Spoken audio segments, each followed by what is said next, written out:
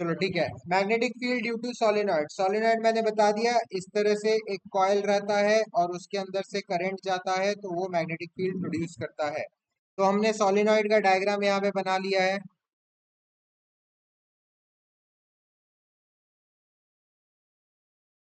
अब ऊपर से करंट अंदर जा रहा है और नीचे से करंट बाहर आ रहा है। तो इसको अगर आप इस तरफ से देखोगे, ऊपर से अंदर जा रहा है इनटू द प्लेन और नीचे से बाहर आ रहा है। इस मोशन को अगर इस साइड से देखोगे क्लॉकवाइज दिखेगा, क्लॉकवाइज मतलब साउथ पोल। और इस मोशन को इस तरफ से देखोगे तो एंटी क्लॉकवाइज दिखेगा, मतलब नॉर्थ पोल, है ना। ठीक है, तो ये हो गया नॉर्थ पोल, ये हो गया south pole, north and south. यार हम लोग को उतना मतलब नहीं है अभी डायरेक्शन से, हमें मैग्नीट्यूड फाइंड करना है। मैग्नीट्यूड में क्या होता है, just outside the solenoid magnetic field zero होता है, जो भी होता है वो इनसाइड होता है। ये इनसाइड वाला हमें फाइंड करना है, ठीक है।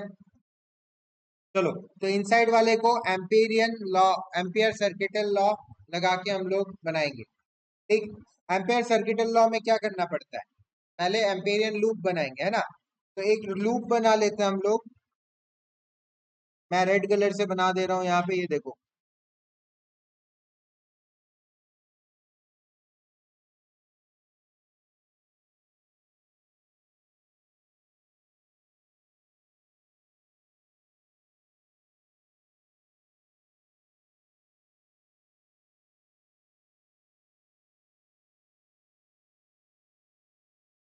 ठीक है, ये मैंने लूप बना दिया।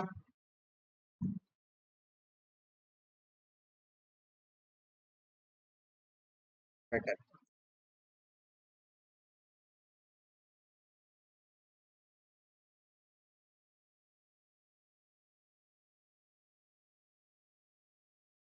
अब इस लूप को ए बी सी डी नाम दे दो।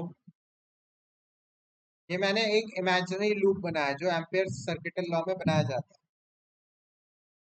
अब इस लूप का मान लो जो डिस्टेंस है, इसको h एज्यूम कर लो।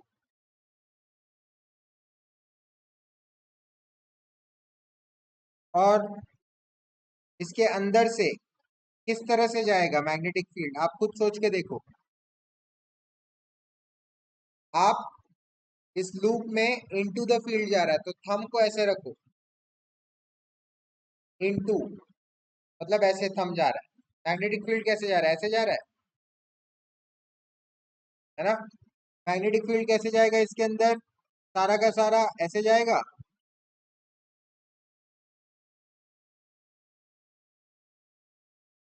तो ये हो गया आपका मैग्नेटिक फील्ड, ये निकालना है हमको। ऐसे और भी लाइन बना लो चाहो तो।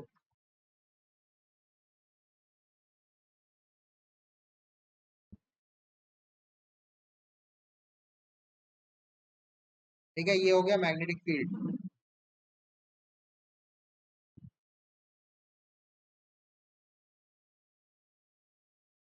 कितना बन गया डायग्राम। चलो, अब डेरिवेशन शुरू करते हैं। Let us assume an Amperian loop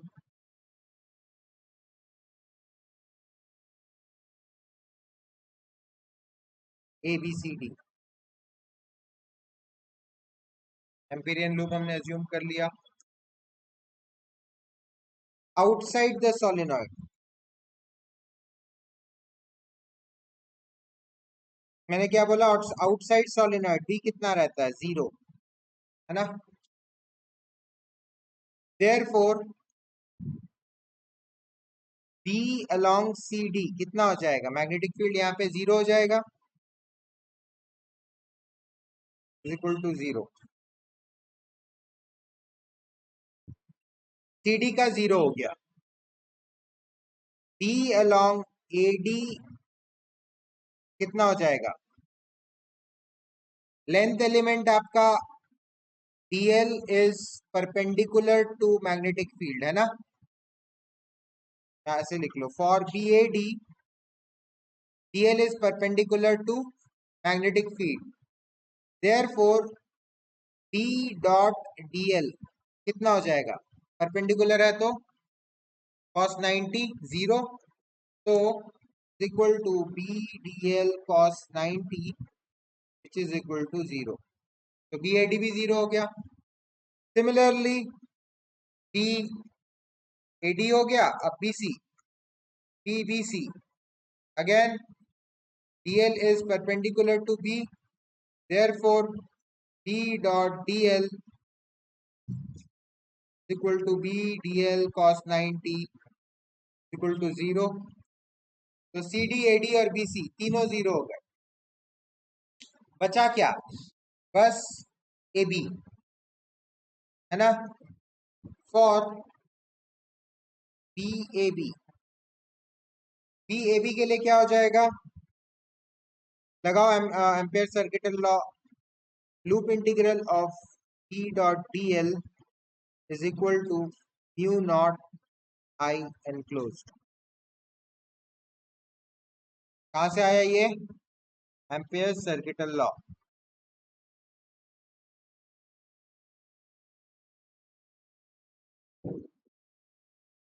तो ये क्या हो जाएगा, बी डी एल, और देखो डीएल और बी के बीच में एंगल कितना है, 0 डिग्री है,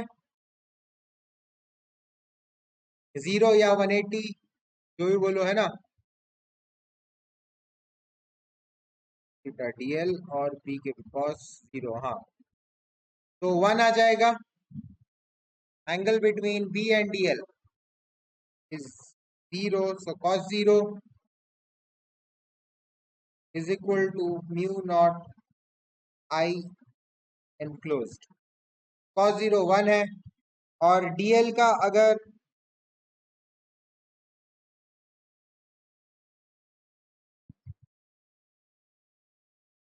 इसको फिर ऐसे लिख दो, बी और डीएल को अगर इंटीग्रेट करोगे, डीएल कितना कहां से कहां तक जाएगा, एच तक जाएगा,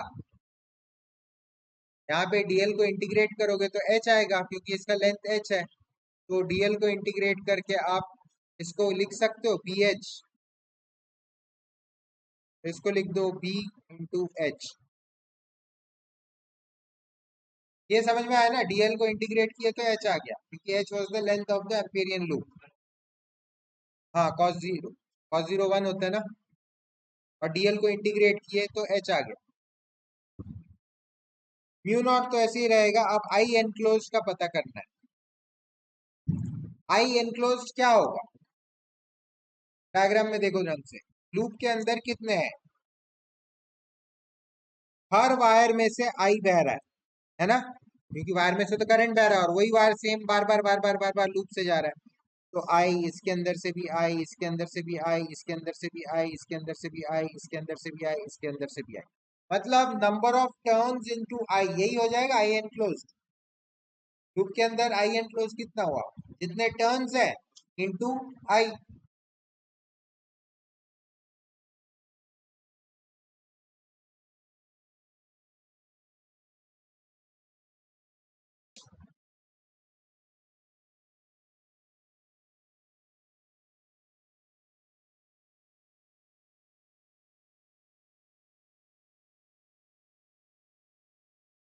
तो यहाँ पे लिख दो number of turns into I, I enclose की जगह ये लिख दो, ठीक है, यहां तक समझ में आया। अब नंबर ऑफ टर्न्स एन क्या हो जाएगा, ऑल्सो नंबर ऑफ टर्न्स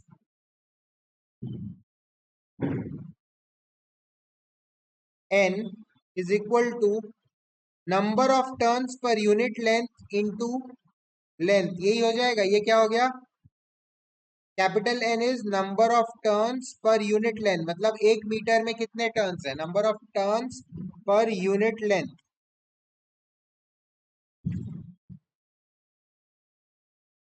है ना, और h क्या है, लेंथ,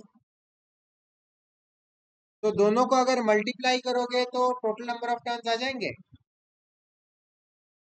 ठीक है, तो एन को मैं कैपिटल एन एन एच लिख सकता हूँ, है ना।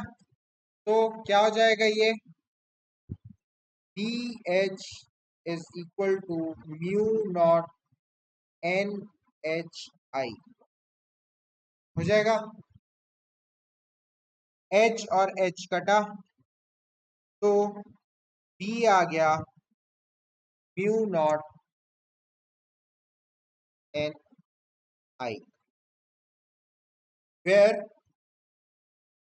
n is number of turns per unit length। ये इंपॉर्टेंट है, number of turns per unit length, या फिर इसको नंबर डेंसिटी भी बोलते हैं, नंबर डेंसिटी। ये आपका हो गया सोलिनॉइड का मैग्नेटिक फील्ड।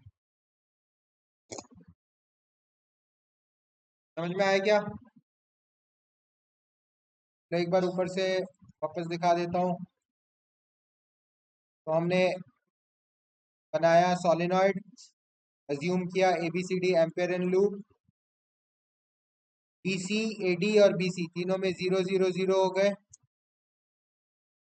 क्योंकि एडी और बीसी 90 डिग्री में थे और सीडी बाहर था, बाहर तो जीरो ही होता है।